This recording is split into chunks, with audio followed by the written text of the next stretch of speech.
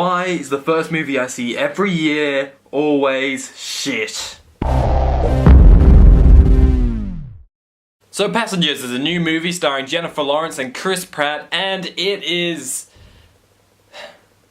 one of those movies where you watch it and then you go home and then you kind of forget that you watched it. Alright, so let's have a look at the visuals of this movie. Visually, the colours are so bland. It's just a lot of kind of white and grey, and then you see black in space, and that's about it. Then the CGI in this movie is pretty terrible as well. So visually, there's not much more going for it other than Jennifer Lawrence. But Jennifer Lawrence is not only good visually, she is amazing. Her acting is the only thing that really holds this movie together. Chris Pratt is good, but I've seen him do a lot better, and to be honest, he's not given that much stuff to work with. Neither is Jennifer Lawrence, but with the stuff she gets, she delivers it fantastically. The only thing is, they made a big deal about there being this big sex scene in this movie between Jennifer Lawrence and like Chris Pratt, but that doesn't really happen. It doesn't bother me that it doesn't happen, it's just they kind of made a big deal out of it when it's kind of just like one or two shots where you don't see anything. It's one of those things where it starts to show a sex scene and then it kind of just cuts away to them after it. So I don't really see why they made such a big deal out of it. For me, I think the script is the worst part about this movie. There's a lot of lines that are said and they're kind of just there to be said so that the plot can continue. You know, there's some lines that some characters say that aren't really that realistic, like they only say it to advance the plot, which is not why you know, it's just not realistic. And there's a few like cheesy lines, which I don't know. And the humour in this movie, it's okay. Chris Pratt gets a bit of good humour every now and then. It's a bit funny at times, but sometimes it kind of falls a bit flat. There was a lot of jokes that were said, the audience was pretty much quiet other than one kind of old man at the back of the cinema kind of just having a bit of a laugh. Another bad thing is the plot. Nothing really surprised me. Like, I went into this movie pretty much not knowing anything. I'd seen an advert like once and wasn't even properly watching it. All I knew was that like Chris Pratt and Jennifer Lawrence was there was going to be a sex scene, and that they were on a spaceship that they woke up too early from or something like that. I don't know. I really didn't know that much about this movie. I kind of had some mild high hopes for it, and then when I got in there, those hopes were shattered, and the small things I knew about the movie were the only things in this movie. There's a lot of things that happen, and I'm kind of just like, how is that possible? For example, this is like a mild spoiler, but honestly, you shouldn't care. It's not a big spoiler at all. Chris Pratt plants a tree. He plants a tree on a spaceship, and he has like soil around it, and it kind of goes into a metal floor. And beneath that metal floor, you can either imagine it goes out into space, or it goes down onto another level of the spaceship. So why would you plant a tree where its roots can't grow, and also, where is it gonna get its nutrients from? Plants use photosynthesis.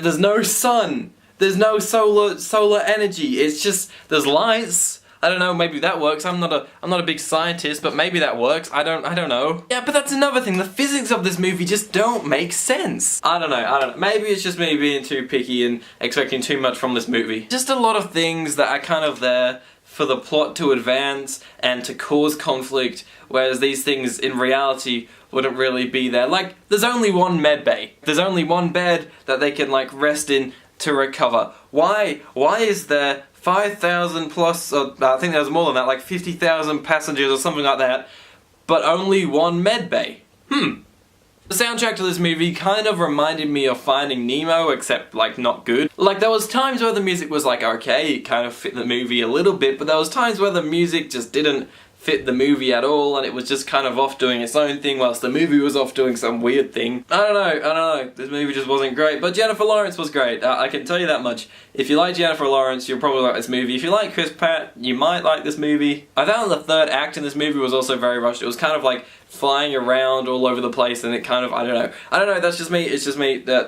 And some of the action shots in this movie were laughable. Like, there's one scene where Jennifer Lawrence is kind of like jumping over a railing to get like onto a lower level on the staircase, and like the camera sort of just moves in like jutted motions, and I kind of laughed when I saw it. It looked a bit stupid. I've realised how unstructured this review is. I'm sorry, it's all over the place. I have one more point though, which I will say now. And it's a good point. Chris Pratt and Jennifer Lawrence together, they did good. The chemistry was good together. They worked, they acted really well together. There's also a bartender in this movie that actually served a good purpose. He was there, and that was good, but there was another character that comes into the movie, again, out of plot convenience towards the end of the second act, beginning of third act, and then he kind of goes away after about 10 minutes, and it's entirely there just for plot convenience. It's kind of like the writers and producers and stuff were like, hey, how are we going to move this plot along?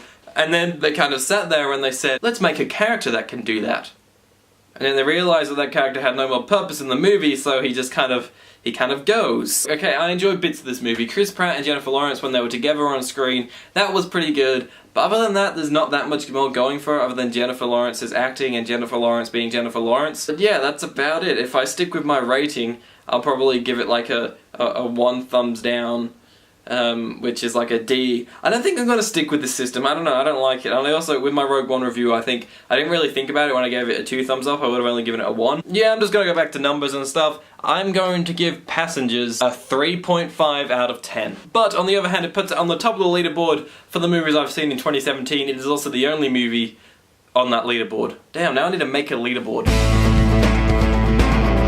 So thank you guys very much for watching. Sorry for the long absence that I was gone. I was in Bali and I had family over from the UK for some bits, so I've been gone for like 2-3 weeks now. And then when I got back from my holiday, the internet wasn't working, so that kind of sucked. But now everything is back up and ready, and you can expect the full 2-part Bali vlog coming up very, very soon in the next video. So I hope you guys enjoy that. You will see this beard thing that I've done that will slowly sort of grow out a bit. It's gonna have to go. It's gonna have to go. But I'll see you guys very, very soon.